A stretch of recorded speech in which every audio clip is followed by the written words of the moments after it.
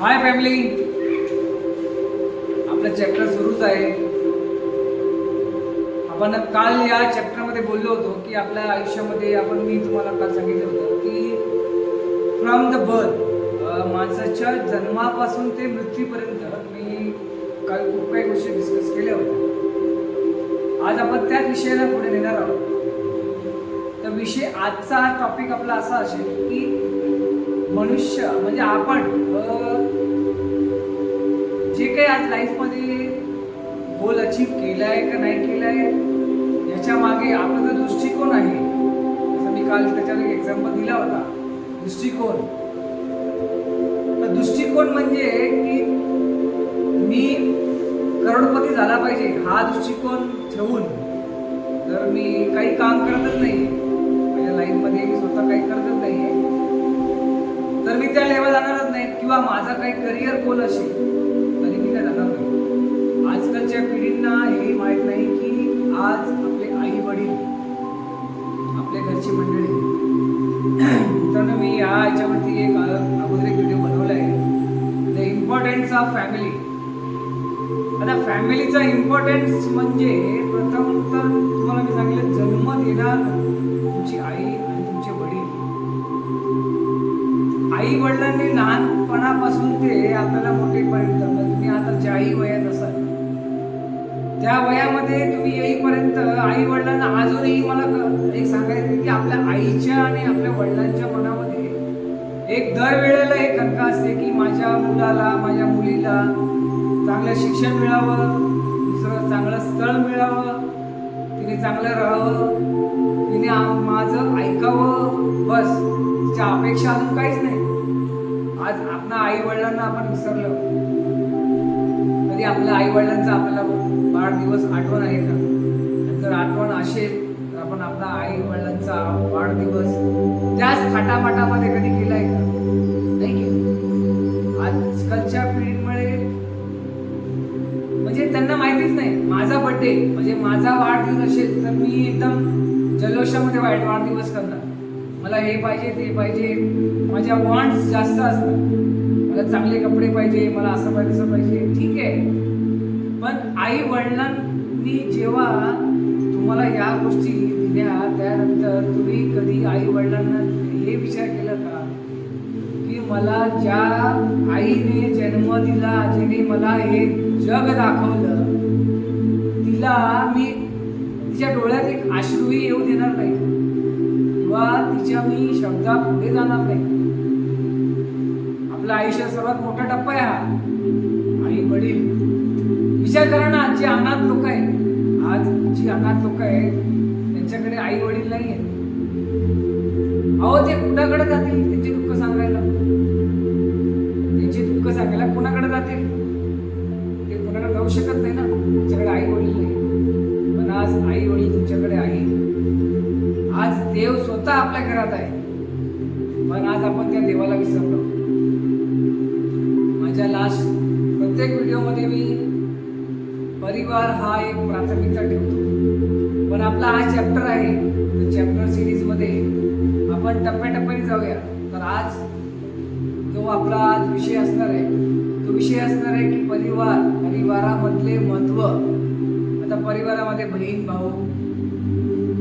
भावांचे एक संबंध आहे, तो संबंध एक मित्र सगळे एकदम फ्रेंडली मित्र, एकदम किंवा तू माझी लपव, मी तुझा लपवतो, तुझं काही सांगणार नाही, मी तुझं काही सांगणार नाही. छान गोष्ट आहे, खूप आवडली गोष्ट आहे. पण नंतर हळूहळू तुम्हाला हे भाऊ असेल, ऐकणारा भाऊ असेल, त्या भावाला कळलं पाहिजे एक ना एक दिवस ही बहीण सोडून जाईलच घर. जर बहीण सोडून घर जाईल तेव्हा ते घर सुनं राहील.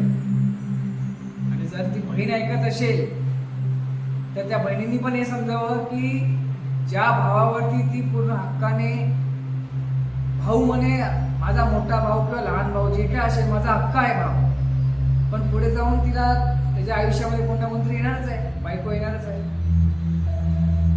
आज खूप घरांमध्ये एक वेगळं वातावरण सुरू आहे. वेगळं वातावरण सुरू आहे कारण की त्यांना आज आपण कुठल्याही मेंटल पीस मध्ये नाही आहोत. आपल्याकडे प्रश्न एवढे आहेत ते प्रश्न सुटतच नाहीये. प्रश्न सुटत नाहीत. का सुटत नाहीये? त्याच्यामुळे त्याचा मेन मुद्दा हा आहे की आपली पाचही बोटं एकत्र येतच नाहीत. कधी कधी एकाचा मुद्दा वेगळा, तर दुसऱ्याचा मुद्दा वेगळा, तिसऱ्याचा मुद्दा वेगळा. असं का होतंय? आणि असं झाल्यामुळे आपल्या परिवारामध्ये, आपल्या घरामध्ये क्लेश, मराग, मग मी याच्या विरुद्ध, मी त्याच्या विरुद्ध. मी तुम्हाला ज्ञान वाटत नाही, मी तुम्हाला ज्ञान देत नाहीये. मी तुम्हाला सांगतोय आजची परिस्थिती खरीच अशी आहे. आज परिवाराचं महत्व जाणणारा व्यक्ती जेव्हा सकाळी कामावरून जसा कामाला जातो, जर कामाला जायच्या वेळेला आईच्या पाया पडतो, वडिलांना सांगतो बाबा मी येतो, मी येतो, मी जातो नाही, मी येतो, नेहमी लक्षात ठेवा. मग तुम्ही दुपारी जेवलात का नाही जेवलात, आईचा फोन किंवा बाबा संध्याकाळी फोन, बाबांचा फोन असतो, अगं तू कुठे आहेस, एवढा वेळ झाला, तू रस्त्यामध्ये व्यवस्थित येतेस ना, गाडी पाठवू का, रिक्षा पाठवू का, जे काय असेल ते. आता हीच एवढी जेवढी काळजी आहे लहानपणापासून, म्हणजे फ्रॉम युअर बॉर्न, तुम्ही लहानपणी जेव्हा तुम्ही जन्म घेतला, जन्मापासून ते तुमच्या मोठ्या होईपर्यंत आज आई वडिलांनी किंवा तुमच्या नातलग, जे तुमचे नातलग आहेत, मोठे मंडळी म्हणा, तुमची काळजी का घेतली? ऑफकोर्स त्यांना माहिती आहे की आज नाही तर उद्या जाऊन हे जेव्हा मोठे होतील, त्यांच्या लाईफमध्ये सक्सेस होतील, तर हा आमचा आधार होतील. तो आधार होण्यासाठी तुम्हाला त्या गोष्टींना कळणं गरजेचं आहे. आईच्या प्रत्येक गोष्टीमध्ये कुठे ना कुठे देवाचे शब्द आहेत. आणि काल आषाढी एकादशी झाली, तर वडील म्हणजे हे विठोबा झाले. वडील भरे ते कसेही असो, आरडाओरडा करणारे असो, कसेही असो, पण वडिलांच्या मनामध्ये त्या विठोबा रायाचीच माया आहे. उभा आहे आणि उभा राहून तुमची पूर्ण देखरेख करतोय, पण कधी सांगत नाही की बाबा मी हे केलंय ते केलंय.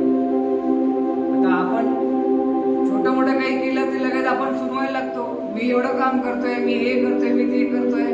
कशाला? आपण हे दाखवण्याची गरजच नाही ना. आपण मेहरबानी नाही करत आहोत कुणावरती, किंवा आपल्या आई वडिलांवरती मेहरबानी करत नाही आहोत. आपल्या आई वडिलांनी आपलं जग दाखवलंय, आपल्या आई वडिलांनी जग दाखवलंय, त्या म्हणजे आपण या जगामध्ये आल्यानंतर जे काही आपण आज ज्या परिस्थितीमध्ये आज उभे आहोत, आज त्या आई वडिलांचे आभार, त्या देवाचे आभार. त्या देवानी, देव स्वतः येऊ शकला नाही, पण त्यांनी आई वडील घरी पोहोचवले. प्रत्येक घरामध्ये आई वडील दिले. तर त्यांची मोहमाया बघतो की त्यांना आई वडील नाहीये, त्यांना आई वडील नाहीये. त्यांचा विचार करून एकदा बघा ना यार, त्यांचं काय आहे. जर तुम्हाला असा व्यक्ती सापडतो ज्याला आई वडील नाहीये, त्यांना जरा थांबवा, त्यांना विचारा, अरे मित्रा की तुझे आई वडील नाहीयेत, तर तुझे दुःख वगैरे जे काय असतात किंवा तुला काय प्रॉब्लेम होतात ते तू कुणाला सांगतो? त्याच्यात थोडक्यात फक्त 5 मिनिटं फक्त ऐका. तुमच्या डोळ्यामध्ये नाही अश्रू आले, मला सांगा आज तुम्ही नशिबवान आहात. आज आपण सर्वांकडे आपण हे जे आपला हा जो चॅप्टर आपण सेटअप केलाय आपल्या आयुष्यामधला, life to be change. Life to be change म्हणजे मी तुम्हाला सांगत नाही की तुम्ही तुमच्या आयुष्य बदला. मी तुम्हाला फक्त एवढंच सांगतोय, तुम्ही आणि मी एकत्र मिळून आपला दृष्टिकोन बदलूया. मी तुम्हाला मागच्या कालच्या व्हिडिओमध्ये सांगितलंही होतं, तुमचे काय सजेशन असतील तर मला सजेशन सांगा. मला काय व्हिडिओजमध्ये काय अपलोड करायचं असेल किंवा मला काय सांगायचं असेल किंवा कुठले असे विषय असतील ज्याच्यावर मला बोलायचं असेल, ते विषय मी प्रिपेअर करेन आणि त्या विषयावरती आपण बोलूया. कारण की ॲज अ मोटिवेशनल स्पीकर माझ्या बोलतात ना, माझ्या आयुष्यामध्ये हा जो टप्पा आहे हा सुरू झाला आहे. पण गेले 9 वर्ष मी या इंडस्ट्रीमध्ये एक मोटिवेशन स्पीकर म्हणून मी खूप केलेलं आहे, खूप काही काम केलं आणि खूप मी असे आयुष्य बघितले, असे लाईफ बघितले, अशा माणसांना बघितले आहे की ज्यांच्या आयुष्यामध्ये काय काय नाही झालेलं आहे. आपण तर देवाचे आभार मानले पाहिजे की बाबा मी आज धडधकट चांगला आहे. आणि जरी पण जरी तुमच्या आयुष्यामध्ये काही घडलं असेल तर मित्रांनो तुम्ही खचून जाऊ नका. कारण की दररोज सकाळी सूर्य उगवतो, संध्याकाळी मावळतो आणि संध्याकाळी चंद्रही येतो. त्याच प्रकारे आपले आयुष्य आहे. मला तुम्हाला एक छोटीशी विनंती, आपल्या चॅप्टरचा सेकंड व्हिडिओ आहे. सेकंड व्हिडिओ मध्ये तुम्ही बाबाकडून प्रेम द्या. परत सांगतो की तुमच्याकडनं जर काही मला सल्ला भेटत असेल, माझा व्हिडिओ लाईक करा, शेअर करा, सबस्क्राईब करा, लोकांपर्यंत पोहोचवा. लोकांना आपण जास्तीत जास्त गोळा करू, सर्वांची मतं घेऊ आणि आपल्या लाईफ मधला जो काही आज अप्स अँड डाऊनचा प्रॉब्लेम आहे तो संपू. एवढंच बोलून मी हा व्हिडिओ समाप्त करतो. जय हिंद, जय महाराष्ट्र.